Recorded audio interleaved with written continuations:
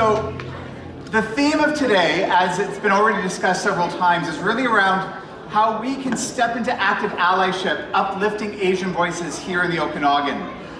So my name is Matteo, my pronouns are he, him.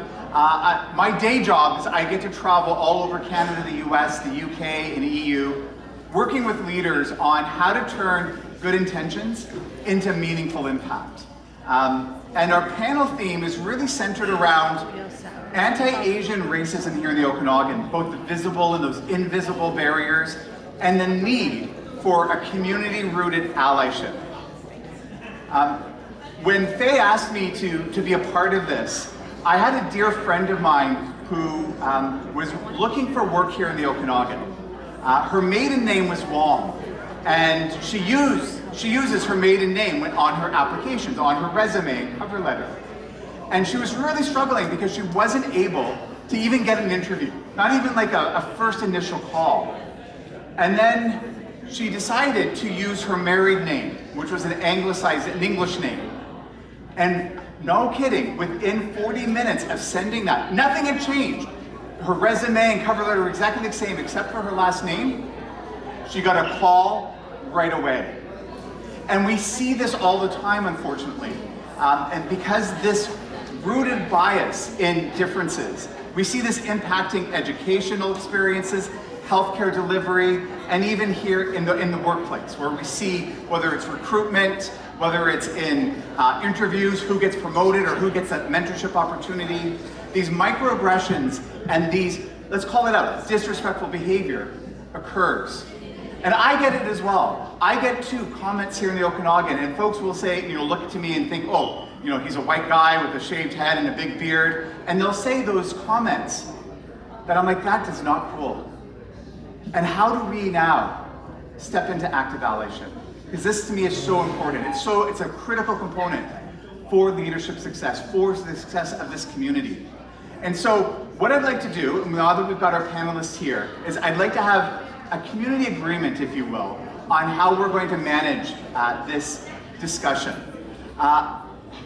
I'm going to ask a few questions of our panelists, and then we're going to open up questions to the floor. I want this to be, because we make mistakes. I make mistakes all the time. But I want this to be a guilt-free, shame-free, and blame-free space. We're going to make mistakes. Let's acknowledge it, and then let's improve and move forward with change behavior. How does that sound? So my first question to the panel is this. I'm going to ask them to each just share their name, their role, what they do, and what brings you to this conversation on active allyship for the Asian community here in the Okanagan. And why don't we just, because you're right here, go with the first person on yeah. Hi everyone, my name is... Oh, just give it a tap. No. There we go. Hi everyone, my name is Delacey. I use she, her pronouns. I'm the Associate Director of Equity, Diversity and Inclusion at Okanagan College. I've been there for a year. Prior to that, I was the Cultural Advisor at the City of Kelowna, which I think is still on the one of the slides there. Yes. I'm really, really pleased to be invited to be here today. And first and foremost, I'm here as an opportunity to listen and to learn and to see and to hear from people within the Asian community, from all the diversity that's part of the community, and understand what I can take away and take back to the college in our efforts to build an inclusive community there. Thank you. Dr. Tedesco, thank you.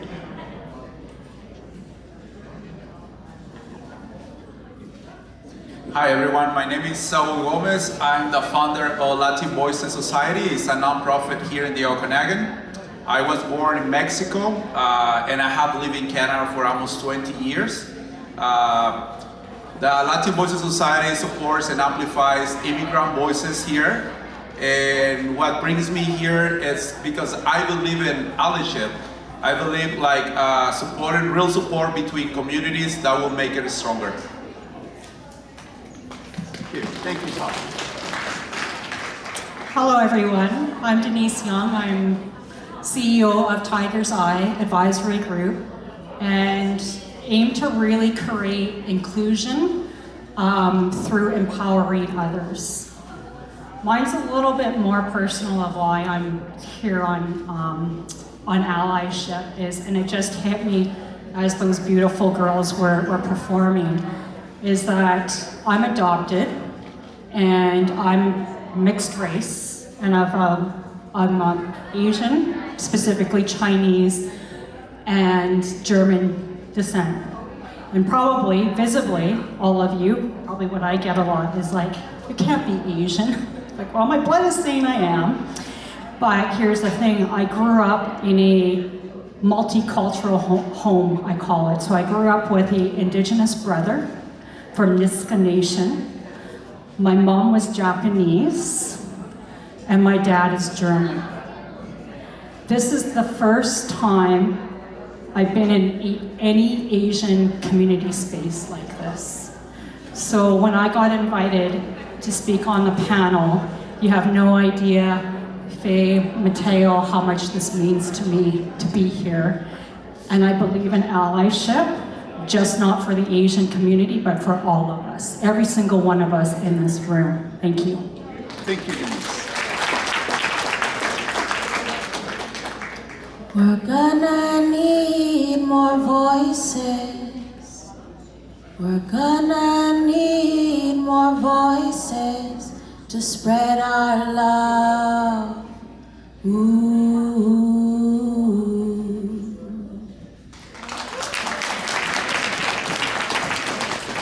That's why I'm here, love. I sit on the board of OCCA, but I am also on the Africa Ubuntu Association. Ubuntu means I am because you are. So that's the philosophy we move. It's an African philosophy, Bantu philosophy.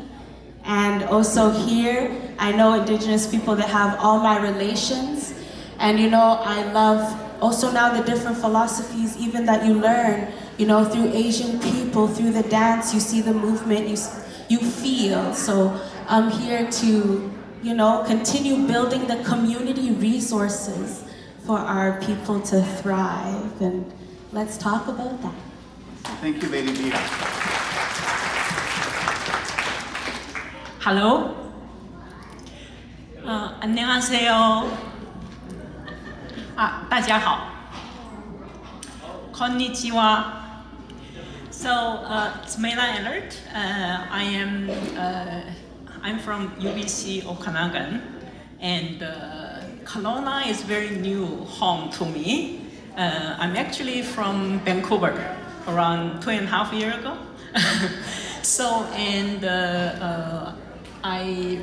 I finished my PhD in Simon Fraser University, which is in Vancouver, and then from around 5 years ago, just the year actually the pandemic started, and I began to teach in UBC Okanagan, and I just physically came here from 2.5 years ago, so which I feel very privileged coming here.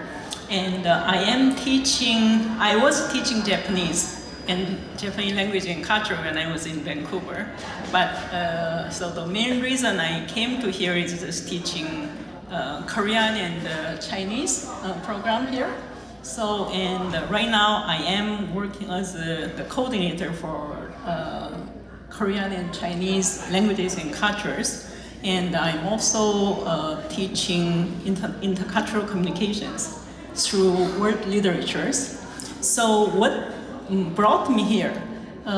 So in January we did have certain one project called plurilingualism, which is multilingualism in the academy.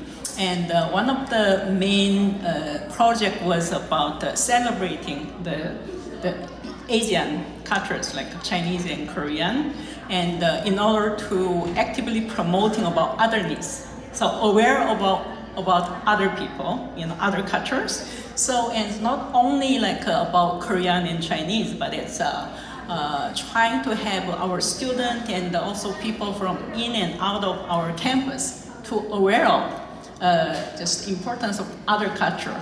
So then learn and learn about ourselves. So then Faye So Faye was one of the main speaker, and then OCCA, those qipao, the traditional Chinese fashion show performers, they came to our event. So that was one main contact that how I had this contact with OCCA. So then later on, Faye contacted me saying about this panel. So then I found that after I speak to Matteo, then it's really important about allyship. So it's not only knowing about ourselves, it's very important listening to other people as well. So that's what brought me here. And one of the main things I'm beginning to do this year is more about just connect East and West. Yeah. So the Eastern culture and Western culture. So that's something, another new thing that I'm exploring. Thank you. Excellent. Dr. Ehlert, thank you. Hello, can you hear me? Thank you for having me here. My name is Aaron Hemmons. I'm a journalist and a photographer. I work as a reporter with Indigenous. I've been doing that for about 3 years now. I want to acknowledge the Elder Atlanta here. Thank you for having me. Thank you for having us here. So in my work, I do a lot of working with the SEAL community, and I learn a lot. I get to share what I learn. I get to unlearn a lot too. I really try to decolonize my work in the media, in my personal life, and in my professional life. Why am I here today? I'm half Filipino. My mom is Filipino. My dad is white. Thank you guys for acknowledging the Filipino community here. I know I'm hurting. I think a lot of us are hurting with what happened last weekend. But I think I have a very interesting perspective as a visually, racially ambiguous person. Live in the Filipino diaspora. And I just want to share my perspective with you all today. And thank you all for having me. It's nice to see so many different faces and from different cultures and backgrounds. Thank you. Awesome. Aaron, thank you. So our first question, I'd like to direct firstly to Dr. Ehlert, Dr. Tedesco, and Aaron. What does anti-Asian bias racism look like in subtle or not so subtle ways here in the Okanagan, moving from the model minority stereotype and archetypes to more active disrespect? Yeah, whoever would like to go first, yeah. So more active way, I would say, one example is, so when people see me, for example, this first question they ask me then, so are you Korean? That's what they ask me. So because of my facial structure, it's look then, and I said, okay, what do you think? So then, because my last name is Ehlert, which is a German name, so then they said, so you obviously Asian, why you have this last name? So and this last name is really hard to pronounce as well. So and I couldn't pronounce when I first met my husband. So he is Canadian, but he's fourth generation, I think, from his father's side German. But his mother's side is more British. Yeah, so then, and so I said, okay, yeah. So, and they usually say, because of this name, Meilan, it's Chinese pronunciation, beautiful orchid. So then I'm actually Korean. I said, okay, then why it's Meilan? Then I had to give all this background, sociolinguistic background, why my name is Meilan, because I was born and raised in China as a third generation Korean. So then, so I learned Japanese as my first foreign language. So, and I think, so a lot of cases what I really hear is, so you must be very good in math, yeah? So mathematics, oh, I'm horrible in mathematics, really. I'm good in art and history, but yeah. So in more subtle ways, I would say, I don't really feel any racism, personally, because I'm more multicultural. But I found that my husband sometimes telling me that, because the way how people treat me, because of the accent, yeah. So then he feel that it is racism. I said, really? because I speak different languages, I do expect I do have an accent. So that doesn't, to me, it's not really reason, but he think that is. Thank you. I'd like to open up, yeah.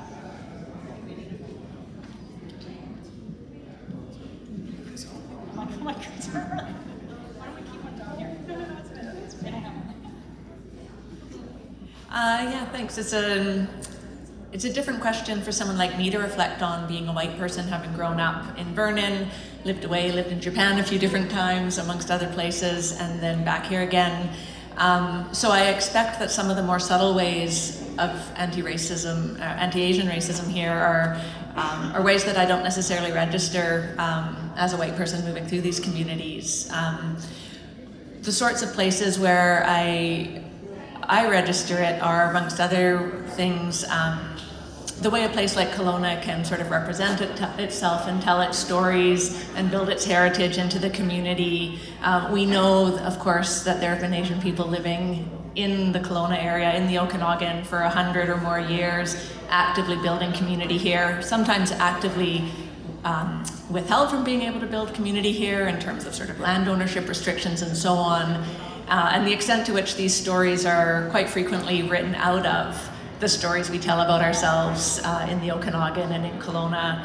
And it becomes very difficult to learn to see ourselves otherwise and tell different stories when we move through sort of physical built environments that repeat those stories over and over and over again. You know, if you think about the wraps on electrical boxes through town and the sort of beautiful BC pictures and the Kelowna archive pictures, you know, I think it gives us opportunities to reflect on which stories of presence here we have prioritized, which ones we've kind of not made space for, and how in various ways those are starting to change. Thinking, for instance, of the mural that OCCA spearheaded downtown, reflecting the Chinese community and the Chinatown that was in that area of town. So there are ways that those are shifting, but I think those are some of the ways that it solidifies and repeats itself over and over in ways that we don't necessarily register as much as we might register those interpersonal interactions as racist in the moment.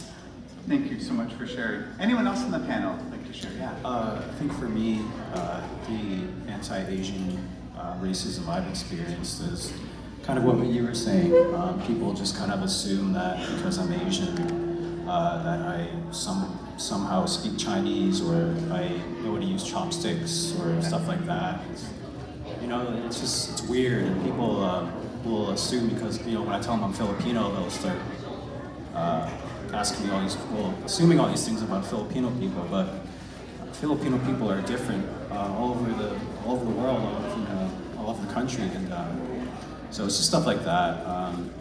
And also, I think for me, the big problem for me is when I go into the grocery store or a gas station, I feel like, as a brown Asian person, I feel like people, security I feel their eyes on me, and I feel that really heavy look. I feel like I'm guilty of something just by walking into a store, and it's just because just as a racially ambiguous person, you know, people think that I'm up to no good. I just feel very unsafe in times, especially very white spaces where people might not know who I am or where I come from, and so it's just little microaggressions that I experience on a daily, actually. I used to live in Kelowna. I don't live here anymore. I live in Penticton now, so it's more small town, and you get more of those small town attitudes, and it can be really hard sometimes. So I'm grateful for the SEAL community for accepting me. All my friends are Indigenous, and I find comfort in them, and they just make me feel proud to be Filipino. Even though I'm not Indigenous, I feel proud to be Filipino through my relations with racialized people. And so, yeah, I'm just really happy to be here. Thank you guys for listening and taking the time to hear me. Thank you. Aaron, thank you so much for being so vulnerable. I really appreciate that, and I think we all do, especially for all the panelists opening up. I'd love to open to the others as well. Any other thoughts? Yeah. Yeah. Or do Junkin. I think about anti-racism. One of the things that I hear sharing the same similarities with Asians is because I feel like it's silence. It's not always anti-racism. It's loud. It's silence. I remember when I came to Canada, I went to my first interview. The panel, the interviewers, there were no negative, they were no bad, but as soon as they hear my accent, I feel dismissed. The questions become more generic. I thoroughly feel the corporate language of the people. I feel prepared, I feel qualified, I speak languages, and was excited for a new opportunity in this country, but people, they don't really come straight up. Like on my culture, Latinos, we come really forward. So I was expecting a good feedback, but the people is silence here. They don't really want to talk about it. We're looking to grow, we're looking to develop, and I feel like that says a lot. Just to be quiet, just to be silenced. And I think this type of events right now is very important that the people understand where we come from, and we support. We need support. Thank you, Sal. Cheers. Denise, I saw your hand up. Yeah. For me, I guess I'll share a story. During COVID, I was on a beach with some friends, and we were all sitting there, and we were having fun, whatever, we were just chatting. And then the discussion turned to blaming Chinese people for COVID. And I'm sitting there, and I'm like, okay, should I say something? These are supposedly my friends. Do they understand that it's doing me some harm? So I sat there and I finally said, I'm gonna say something. So I said, I know that we're all here having fun, and I said, but I would like each and every one of you to stop this conversation.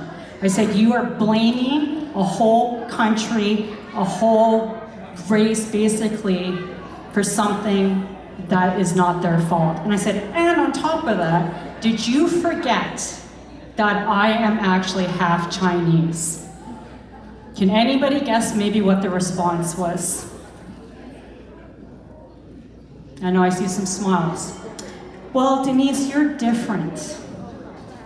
What the hell does that mean? And I think for me, it's these microaggressions needs to stop. And I'm not blaming anybody because it's through education, it's through, hearing from the panelists, it's hearing from the community. And I think it's these ones that we talk about, stereotypes, what you were talking about might be seen as positive, but it's actually doing harm. Because what happens if you aren't good at math? Then you're making people feel less than. So I'm just gonna leave it at that. Denise, thank you. Cheers. The next question I'd like to ask, and maybe we'll start with Lady Dia and then move on along the panel. And this is one that I struggle with as a white man, where I'm like, I want to do something, but I'm like, what do I do, or how do I do it without it coming off as performative or just like a checkbox exercise? And so to the idea, and everyone on the panel, how do we move from performative gestures to real active allyship, to really become co-conspirators, or to really move into meaningful action? I wish I had a song, but I will write one, because I like that question. It's about, first off, don't worry about education in regard to always resources going to educate people that are doing harm. Because I don't want to have to wait until you understand so that I can start living, right?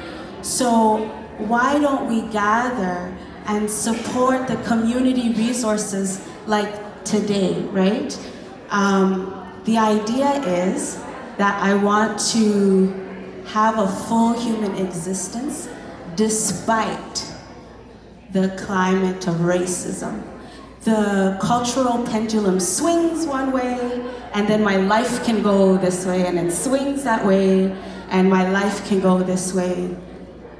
George Floyd is a whisper, or even, I don't want to say, but even beautiful Indigenous people, of course, helped me find me, but even for Asian people, when they came here, I know that there was a relationship. There was Ubuntu, there was all my relations, there was all those philosophies. So it's not about blame, but the real truth is if you connect with yourself and where you come from, then you can show up in a good way and connect. Because Ubuntu, I am. So even if I know we come from, you might not know your background, but there's what's called spirit. And there's what calls philosophies. That's why we share knowledge, because even if I'm fragmented or broken, hearing your story is gonna help me piece mine together. And it's going to resonate. That's why you have even the DNA, right? So the truth is, if you want to support, how can we support the community resources that are already doing the thing? So I come from Africa Ubuntu Association. What we do is we gather together in the spirit of what we call the new jazz. And the new jazz is all about what is the sound of Ubuntu. When I show up with my sound, ooh,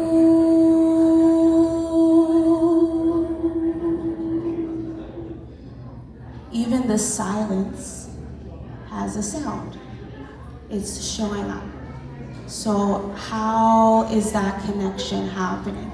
And I'm listening to you, I'm listening to me, we're listening to each other and sharing space.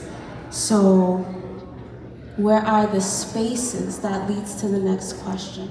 Where are the spaces that we can gather to do this? Beyond the house. Where are the culturally conducive spaces? Because sometimes, even if people mean well, hey, I'm walking around in the store and your guy over there is looking at me. So you might be cool, but they're not cool, so if you're not here, I might be, it shouldn't be based off of people and kindness. It should be interwoven in the systems. But the system replicates itself, as we know, so that's why you go back to your foundation and your principle, because then that principle and foundation will also replicate itself. Long story short, support those who are already doing it. So. Thank you so much. Yeah, please, yeah. Dr. Ehlert. Thank you so much. Yeah, thank you so much, Lydia. Actually, so your key point is about, I think one key point is about active listening. So I think the active listening is very good start to being more, having more action, right? So sometimes my students ask me, so I don't really have a lot of experiences working with other cultures. I'm from a very small town. I barely had any experience traveling different countries and in contact with people from different linguistic and cultural background. So what should I do? So I think the most important thing is actually just pay more attention and aware of other people, right? Otherness. And I think people who are here today, actually you are here, that is very good start. So basically paying more attention to other cultures as well. So one of the book, it's Erin Meyer, is one of the professor who's the consultant about intercultural communication. She is from US, and she wrote a book called The Cultural Map, which is published in 2014. And in her book, so she uses one of the example for it's Mrs. Chen, a Chinese lady, so mother of one of the Chinese cultural consultant, so Mr. Chen. So, and Mr. Chen basically said that my mother, who's not really educated a lot, but she always taught us wisdom from Chinese culture, saying that, so we have one mouth and 2 ears. That means that, So we should pay more attention to listening to other people and observe about other people before you speak out. So it's a very good example saying that don't make judgment about other people before you really know about them. So I would think that it's very important we not only promoting about multiculturalism or intercultural communication, but it's very important actually do something. So for example, active listening. So then it will be very good start to support, so intercultural communications. Thank you. Yeah, let's go Saul and then Denise. Yeah. Thank you. Just want a quick add in here, my thought here. The way we live now in society, a lot of people think that showing support is about giving a like in social media, creating some social post or hashtag. And I'm agree in everything they say, it resonates with me because it's about like, we need to do the support, we need to create a habit. It's like every day. We need to be present, we need to take action, we need to listen to each other to understand to each other more. So that's kind of one of the best ways to be supported. Thank you.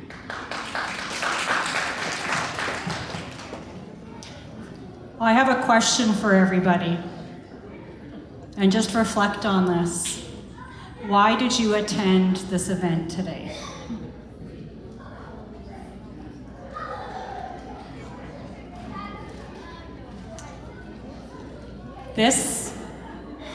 So some of us, and this is not about shaming or blaming or feeling bad for where you are, because we all participate in different ways, and I have to say, no matter how you showed up today, you showed up. My call to action though around this, from going to what you were talking about, so, from just, liking on the Facebook, because that's what some of you could have done, like the people that are non-Asian in here, you could have just liked it and said, great, awesome, but you showed up. And my call to action too is to continue to show up, amplify other people's voices, and then for the people that are from the Asian communities here, and Aaron was talking about this, is actually being an ally to other people as well. So he was talking about being in Indigenous spaces. So I'm going to plug something that we have something like, how many are you going to be showing up on May 5th at 10:30 from the Kelowna Friendship Center? This is to support all of the murdered and missing Indigenous women and girls. This is some of the ways that we can start from going from just the, to actual active allyship, is actually showing up and supporting and giving the voice. And remember this, allyship, when you have kind of the, just the check, I like to call it the check mark allyship. It's usually loud. It's like, look at me, I showed up, took a picture, and then you walk out the door and you leave the room. But you're staying, and I can tell all of you are engaged in here, so kudos to everybody in the room. Thank you. Thank you. It's always the nicest thing about being on panels like this and in conversations like this is getting to learn and hear from everybody else.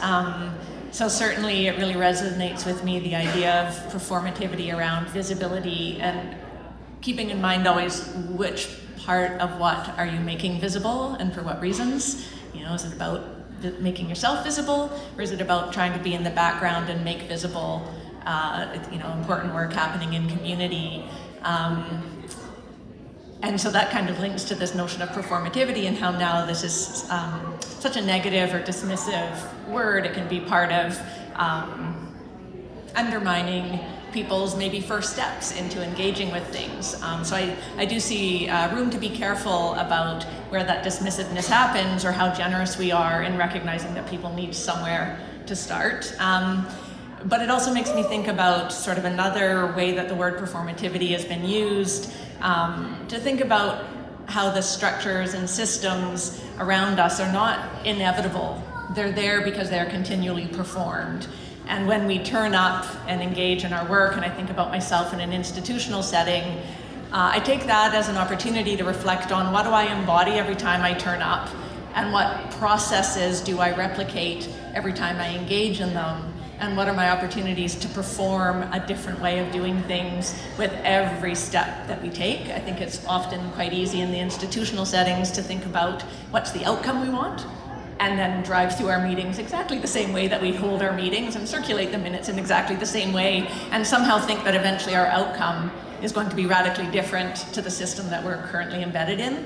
So while it's so much slower, I see a value in thinking about performativity in the embodying sense of how do you turn up and embody the new systems, the new relationships, the new forms of community every time, especially in institutions that are historically colonial, hierarchical, and not set in those ways. Thank you. So what I'm hearing, I don't know about for you, but for me what I'm hearing is a through line of hope. And so my last question before I open the floor to everyone else for our panel is, for our panelists, what gives you hope that fuels maybe your resilience as we navigate these challenges? Yeah, I can start. So I guess what gives me hope is just spaces like this, and discussions like this, and solidarity across the country. I'll just speak on the whole Lapu tragedy from last weekend. I think it was really it made me feel better. Going on social media and seeing people showing support for Filipino people. That just encourages me to, it reminds me that, because it can be very isolating being a person of color, especially here, just to know that you're not alone, and people are looking out for you, people care about you. I'll keep it short and sweet. But yeah, I just feel, I feel good being here right now, and I feel that this is like therapeutic talking about this, because it's just horrible what happened last weekend, and I almost went to that festival. I was in Vancouver last weekend, but something told me not to go, and I'm glad I didn't go. But I just see that as an attack on our pride as Filipino people. But we may not ever know what the intention was. But I just, as sad as it is, I feel a sense of pride as a Filipino person. Just having that support, and even though it's tragic, but I just feel better to have people from different cultures and backgrounds coming to show support. Thank you for having me and for listening to me. It means a lot. Thank you. Thank you, Aaron. Cheers. Anyone else on the panel like to talk about hope and next steps? Yeah, Lady Dia, please. I'll start where I started. We're gonna need more voices. We're gonna need more voices to spread our love. Ooh, you can sing it. We're gonna need more voices, that's right. We're gonna need more voices to spread our love. Too fast? Ooh, ooh. We're gonna need more voices. We're gonna need more voices to spread our love, yeah. Ooh, that's what gives me hope. If I see love, love gives love. It's that simple.